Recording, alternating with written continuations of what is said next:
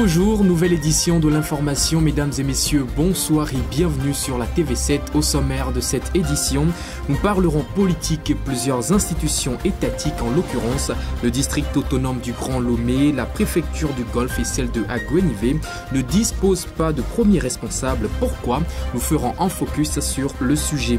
Puis en matière de coopération, la Banque mondiale a au cours des 5 dernières années augmenté ses engagements financiers au Togo de plus de 300%. Qu'est-ce qui expliquerait cette hausse remarquable? Des éléments de réponse à suivre. À l'international au Mali, dimanche, la mission de l'ONU dans le pays MINUSMA a indiqué avoir accéléré son départ samedi dernier du camp de Tessalit situé dans le nord du pays. Ceci dans un contexte tendu et malgré le danger auquel a dû faire face son personnel. Nous vous ferons le point sur la situation. Et dans le reste de l'actualité, le gouvernement tanzanien et DP World ont signé dimanche 3 contrats confiant pour 30 ans d'exploitation l'une des parties du port de Dar es Salaam au groupe émirati. Ceci dans le cadre d'un accord controversé. D'autres précisions dans ce journal. C'est tout pour le sommaire de ce soir. Nous passons aux précisions tout de suite. Rebonsoir et bienvenue. Politique pour commencer, le nombre d'institutions de la République togolaise à ne pas disposer d'un premier responsable augmente au Togo. Le district autonome du Grand Lomé, créé depuis 2019, n'a jamais connu de gouverneur comme le prévoyait sa loi de création. Actuellement, les préfectures du Golfe et de Aguenivé ne disposent pas de préfet. Constat Ferpa Kofi Clégué.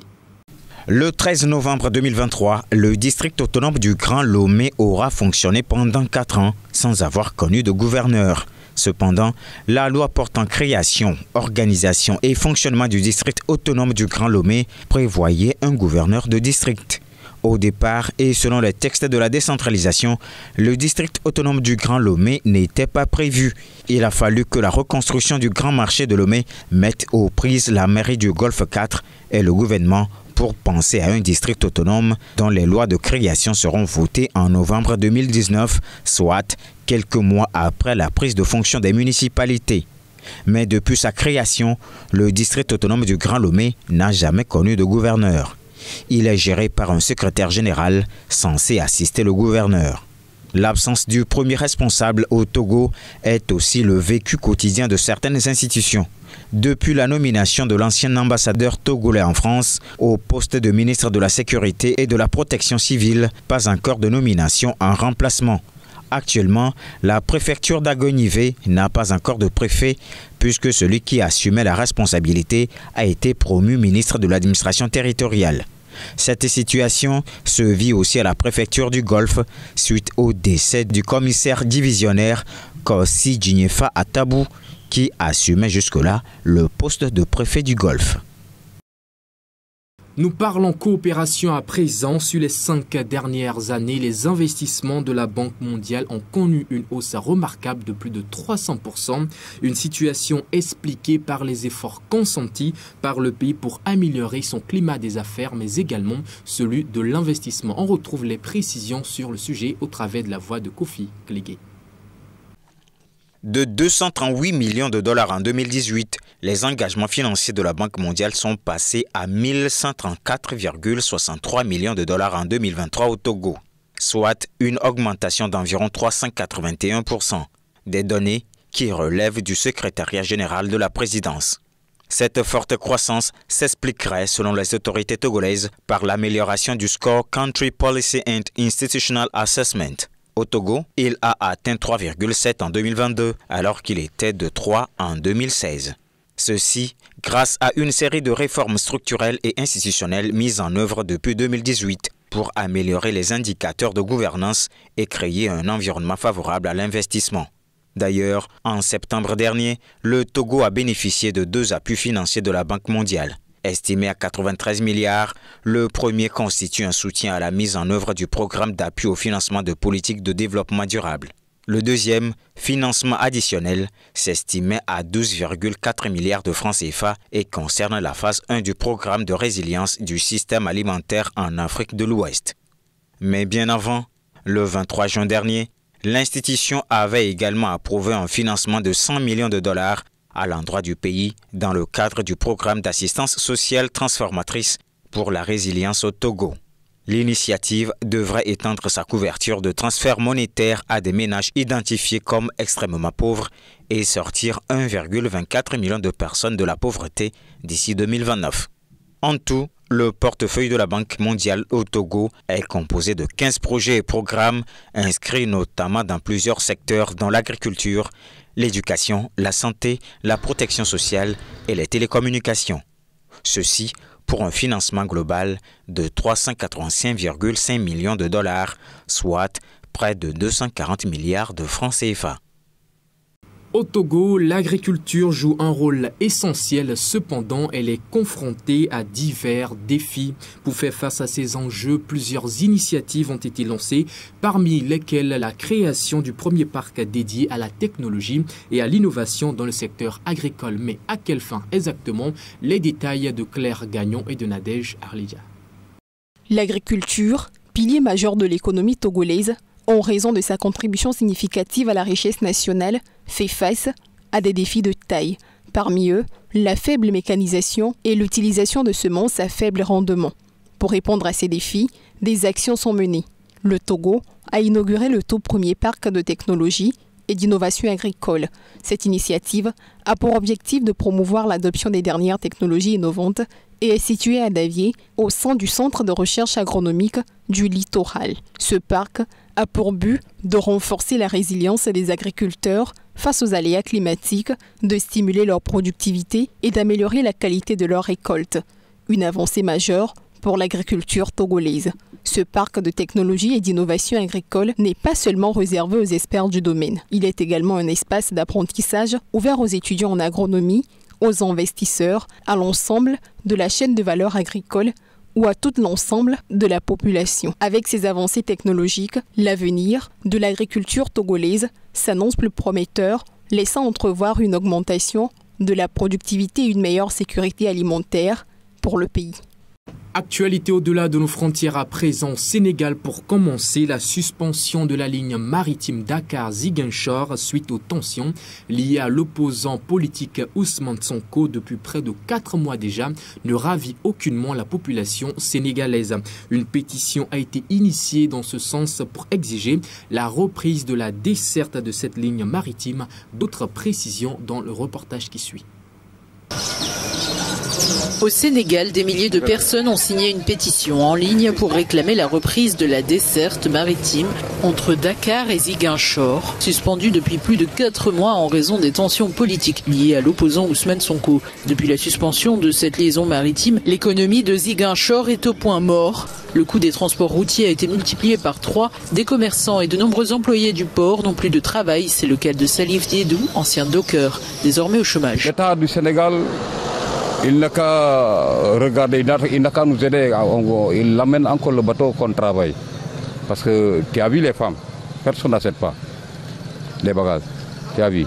Donc nous, on demande de l'État qu'il nous laisse le bateau travailler. Avant Tabaski, le bateau les bateaux se sont soudainement arrêtés de circuler avant la fête de la Tabaski. Jusqu'à aujourd'hui, nous restons sans nouvelles. Et sans savoir pourquoi ils ont cessé de circuler. Nous comptons sur 3 bateaux, mais aucun d'entre eux n'est visible. Cela fait 4 mois et demi. Et cela ne nous convient pas. Pour nous, commerçants, toutes nos activités sont bloquées à cause de cet incident. Le transport de passagers et de fret assuré par 3 navires est suspendu depuis juin par les autorités sénégalaises. La liaison avait été arrêtée après des troubles meurtriers à Ziguinchor et dans d'autres villes du pays, suite à une condamnation de l'opposant politique Sonko. La pétition mise en ligne le 13 octobre et initiée par Xavier Diatta, responsable d'une société agroalimentaire, dépassait plus de 3000 signataires jeudi dernier. On peut pas tout écouler sur place. Et si on essaye par exemple de prendre la route et d'acheminer ces produits pour atteindre certains marchés par la route, c'est horriblement cher. Et dans le sens inverse, les produits de grande consommation qui nous viennent de Dakar, Mais compte tenu du fait qu'il n'y a pas de bateau de fret, il n'y a pas de bateau de passagers, automatiquement les prix ont augmenté. L'opposant Ousmane Sonko est le maire de Ziguinchor. Il est détenu depuis fin juillet sous divers chefs d'inculpation, dont appel à l'insurrection. Il a annoncé reprendre sa grève de la faim en solidarité avec ses militants, injustement arrêtés. Quittant le Sénégal pour le Mali, au nord du pays, le camp de Tessalit, autrefois occupé par les soldats de la mission de l'ONU, est désormais depuis samedi dernier sous le total contrôle de l'armée malienne. La MINUSMA aurait accéléré son opération de retrait de la dite zone dans un contexte particulièrement tendu. On voit cela dans le reportage qui suit. La mission de l'ONU pour la stabilisation du Mali poursuit son retrait accéléré de la région septentrionale de Kidal, après avoir quitté la base de Tessalit au nord du pays samedi, dans un contexte que la MINUSMA a qualifié d'extrêmement tendu et dégradé. Dans un communiqué publié dimanche, la mission de l'ONU indique que son personnel a été contraint de se réfugier à plusieurs reprises dans des bunkers en raison des affrontements entre l'armée malienne et les indépendantistes du Nord. La note précise également qu'un avion de la MINUSMA a été touché lors de son atterrissage à Tessalit le 19 octobre sans faire de blessés.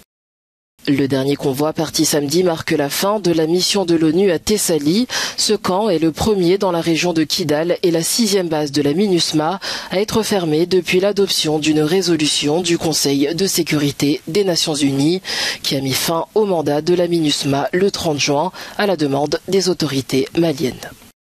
Samedi, 76 jeunes ont été arrêtés par les forces de sécurité qui les accusent d'avoir organisé un mariage gay dans le nord-est du Nigeria. L'annonce a été faite par Buhari Saad, le porte-parole du corps de sécurité et de défense civile du Nigeria dans l'état de Gombe, une organisation paramilitaire dépendant du gouvernement. Parmi les jeunes arrêtés figuraient 59 hommes et 17 femmes. Les avocats des personnes arrêtées n'ont pas pu être contactés dans l'immédiat pour un commentaire ou une confirmation. Pour rappel, le mariage entre personnes de même sexe est illégal au Nigeria en vertu d'une loi de 2014 et passible de 14 ans d'emprisonnement. Quittons le Nigeria pour la Tanzanie à présent, DP World, le groupe émirati, va exploiter pendant 30 ans l'une des parties du port de Dar es Salaam. Un accord a été signé en ce sens dimanche entre les responsables du groupe émirati ainsi que des autorités tanzaniennes. D'autres précisions sur cet accord controversé dans l'élément qui suit. Le gouvernement tanzanien et DP World ont signé dimanche 3 contrats confiant pour 30 ans l'exploitation d'une partie du port de Dar es Salaam au groupe émirati. Ces contrats donnent à DP le droit de gérer exclusivement 4 des 12 postes d'amarrage du port et d'en exploiter 4 autres en partenariat avec l'autorité portuaire tanzanienne. Ces contrats font suite à un accord intergouvernemental signé l'an dernier. La ratification de cet accord par le Parlement en juin a suscité une vive contestation. Ces détracteurs dénoncent un abandon de la souveraineté. Le PDG de DP World, Sultan Ahmed Ben Sulayem, a déclaré que cette concession permettrait de transformer le port de Dar es Salaam en une installation de classe mondiale, promettant plus de 250 millions de dollars d'investissement lors des 5 prochaines années. Nous poursuivons en offre à présent. Ce lundi, la monnaie kenyane a connu une nouvelle dépréciation historique. Elle est passée à 50 shillings pour $1. Une situation qui résulterait du renforcement de la monnaie américaine. Ceci en raison de la récente crise au Moyen-Orient qui pousse les investisseurs vers des actifs à refuge et des rendements élevés des bons du trésor américain. Cette dépréciation rend les importations plus onéreuses et vient alourdir le poids de la dette kenyane qui s'élevait à plus de 10 100 milliards de shillings, soit 64,4 milliards d'euros d'ici fin juin, selon les chiffres du Trésor, soit environ 2/3 du produit intérieur brut du pays. Et pendant ce temps, l'immigration continue par battre son plein dans la région septentrionale du continent africain. Dans la nuit de vendredi à hier dimanche, ce sont près de 1500 migrants qui sont arrivés sur les côtes des îles Canaries. Les images pour vous dans ce reportage. Depuis ces dernières semaines, les arrivées de migrants dans les îles Canaries en Espagne, situées au large de la côte ouest africaine, sont en hausse. Ce lundi, quelques 314 migrants sont arrivés sur l'archipel, ce qui porte à plus de 1600 le nombre d'arrivées depuis vendredi, ont indiqué les services de secours. Pendant les 2 premières semaines d'octobre, les îles Canaries ont accueilli 8561 migrants, un chiffre record selon les médias locaux depuis la crise migratoire de 2006. Pour le ministère de l'Intérieur, qui fait état d'une augmentation de 90% des arrivées par rapport à l'année dernière, cette recrudescence est liée à la déstabilisation au Sahel. Ce sera donc tout pour l'actualité de ce soir. Merci à vous de nous avoir suivis. Merci de rester fidèles aux différents programmes de la 7. On se retrouve demain. D'ici là, portez-vous bien.